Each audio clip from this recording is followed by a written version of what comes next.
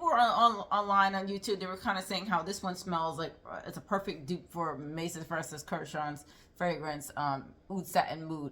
And guess what? It was $18 on Amazon. That's crazy. So why not do a blind buy? What's Emerson boyfriend? It's Asada. And I'm Chancellor. Welcome back. Happy Thanksgiving, everybody. Happy Thanksgiving. Good evening. Hope you're ready for the holidays. And we got another fragrance here. We have a Middle Eastern niche. Stay tuned, guys. Stay tuned. All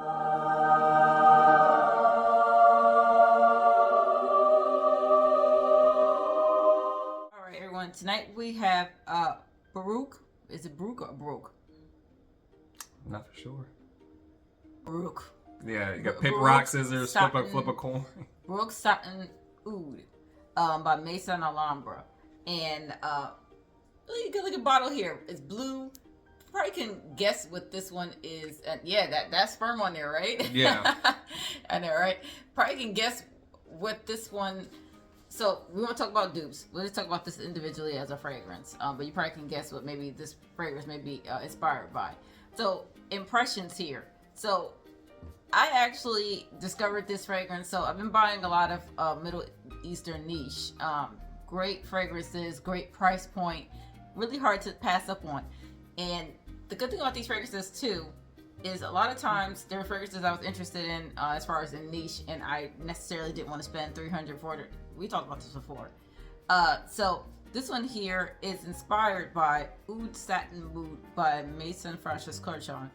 And I've always enjoyed that fragrance, but didn't want to spend the money on it in the sense of I enjoyed it, but it wasn't like a signature scent for me. It wasn't anything that I want to smell like all the time. At least it's not what I thought when it was the price point that it was. Yeah. I'm gonna just kind of interject with this. So just because like in the last video, and it's same shock because like when I smell the quality of this, I'm thinking it's no less than like a couple hundred, $200, $250. But the fact you said you spent how much for this, lady? $18. What the French toast? Get the F out of here. Crazy. I know. And this bottle, like you saw, just trying to get the top is really stuck on there. It's like high quality, really thick glass. This is a metal plate right here, so it's really nice presentation as well. But let's get into the scent there. So Oud Satin Oud, I'll kind of tell you how I discovered that one initially. So one day when I was I'm a New Yorker. I moved from New York to here, everyone. And I used to go fragrance sniffing. I talked about it previously, but just in case you haven't watched previous videos. And I would go fragrance sniffing in department stores, usually Saks Fifth Avenue, Barney's, anything that's over there on Fifth Avenue that usually has niche fragrances that are more intriguing to me than stuff that's in Sephora and Macy's. So went sniffing around, and actually I got a funny story. And I was going to different areas in Saks Fifth Avenue, like they did little booths and tables, you know. And so actually the first place I went to go sniff was Nick Goutal, and they had that fragrance, the Nuit et Confidences, right? And which I love. I own that one, so I actually picked that up during that trip. And what happened is I went to that table first and I sprayed on Nuit et Confidences, which is that the smoky vanilla fragrances, and had that on. Then I walked over, and some sleazy salesman, he was sleazy. I remember he was sleazy because he was like weird. He was like making eyes at me, like kind of like being all weird and stuff like that. And he was like at the Mason Francis Kershaw's area, which was annoying because I wanted to check out those fragrances, but I also wanted to avoid them, you know. And but I went over there, and this man insists on spraying the perfume on me, like starts rolling my wrist, my sleeve up from my wrist, like all aggressively, and looking at me intensely in my eyes. I'm like, what the F is going on here? Yeah, he's being weird, man. I was like, what the heck? I want to get away from this guy, right? But at the same time, he's like, oh, you'll like this one. He sprays this on my wrist, and I'm like, oh, yeah, I really enjoy it. He's looking at me all weird and stuff like that. He was really trying to assume the sale, man. That's crazy. God, he was weird, man. I'm still weirded out. He still gives me shivers when I think about it. But so I walk away from him because I want to get the F away from him. And I go back to the Unique Hotel lady that sprayed on me. And I go, I'm looking at her. I'm like all in a daze, like weirded out. I'm like looking like this. And she goes, oh, young lady, you think you want that fragrance? I said, well, yeah, but at the same time, I was trying to figure out what the hell just happened to me. I said, there's a guy over there. I said, he's kind of aggressive. He's weird, man. And she goes, oh, he just wants a girlfriend. And she starts giggling. I'm like, yeah, I bet he does. Like, Unique Hotel mixed with the Oud Satin Oud smelled unbelievably good. Like, perfect, good fragrance mixture, right? And I was like, man, they smell so good together, but I don't want to have to spend all that money on that Oud Satin Mood. Like, I don't love it like that. I just wanted specifically to wear with this Nuit et Confidences by Goutal. And now I have it, y'all. Yay! So, so I have a fragrance that smells reminiscent of that feeling that Oud Satin Mood gave me. I'm not saying it's a dead-on smack dupe, and I don't do dupes. Let's treat this as individually as a fragrance on its own, but it does give me the impression or reminds me of that fragrance. So let's get into the notes here. All right, so at the top we have like a bit of pear and bergamot. Then the heart, we have some jasmine, tuberose, ylang ylang with the elegance. I get a little bit of some vanilla in there in the background, along with the oud, obviously. And it's not like a masculine. This is a really luxurious fragrance. When I say masculine, I wouldn't say. I would say this probably leans more towards feminine, but I can see definitely men wearing this too, but more dressed up on a black, like an occasion where it may be a date, something where a man can smell elegant and doesn't have to smell like this strong woody natured something maybe that's more intimate. I could see a man wearing this, but just gonna get into the. So that's really interesting that there's pear, because it's weird, because I'm not weird, but when I spray this, I do get a more fruity nature at the top. Not fruity in the sense of like Kir K or Herba Pura by Zerja. Like there's almost like a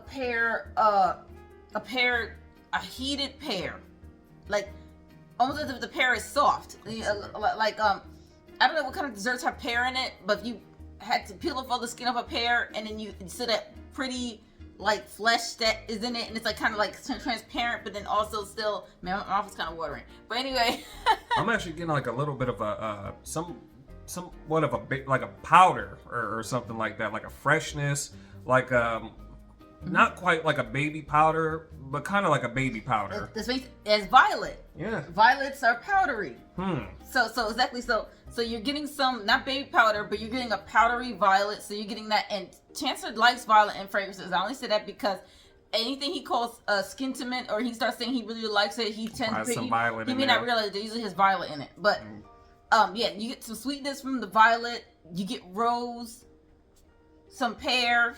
I have the impression of oud, not in the sense of that I smell straight up oud, like it's like a super Middle Eastern, like powerhouse kind of thing. It's more like impression oud, like there's a woodiness, there's something that's holding together all this sweetness that's not making it, keeping it from being cloying. And so the original Maison Francis Kurkdjian, actually the notes pretty different: benzoin, vanilla, lots of rose, violets, and oud. And so this is really interesting because it says it has pear in there, and I can see it. So I would say if you enjoy that fragrance by Oud Satin Oud, you can grab this one too, because it's like a different version of it. I don't think it's going to be too repetitive in your collection. I think and then you can spray this more liberally.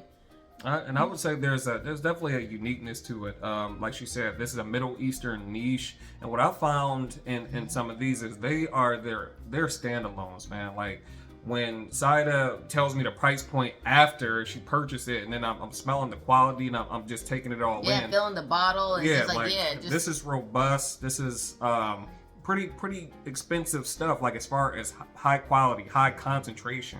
I'm impressed again. And another thing too, Chancellor has never smelled Oud Satin Oud. He was not aware of this fragrance. Like, what is your impressions of this scent profile? Like, what do you think about this fragrance when you first smelled it?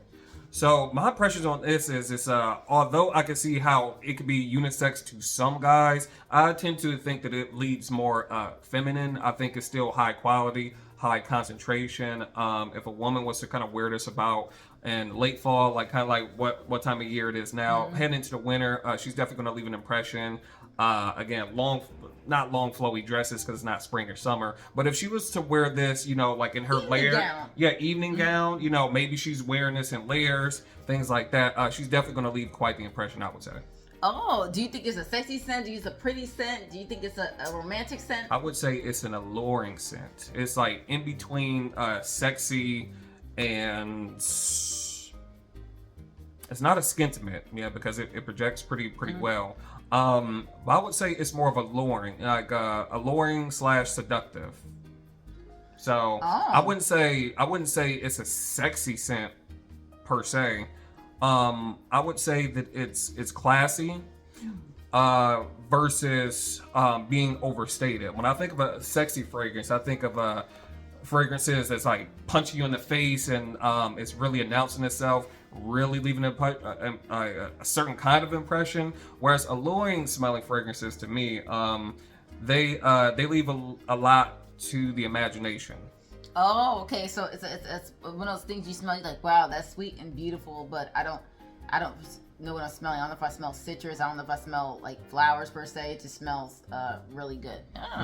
That's kind of how I felt when I smelled this initially. You tried any Middle Eastern niche fragrances? If you haven't, shit, what you waiting on? Like, go on go on Amazon and nah, I won't tell you to do that because I'm not glad you. With this Middle Eastern niches, you do a lot of blind buying, so it's up to you, right?